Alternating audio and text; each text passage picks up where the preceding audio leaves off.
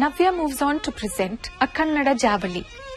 Here the heroine, filled with love, approaches her beloved. However, his silence shocks her and she asks, "My lord, why won't you talk to me? I am drowned in your love.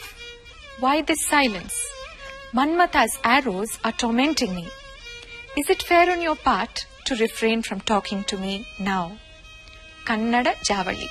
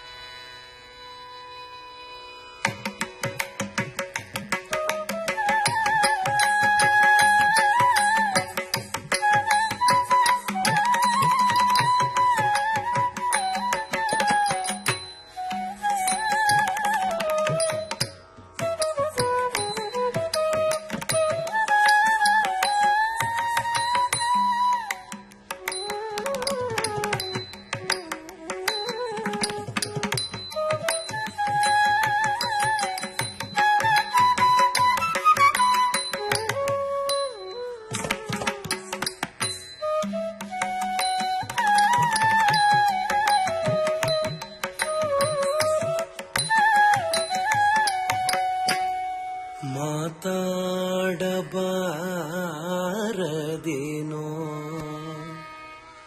ಮಾರಮಣನೆ ಮಾತಾಡಬಾರದೇನೋ ಮಾರಮಣನೆ ಮಾತಾಡಬಾರದೇನೋ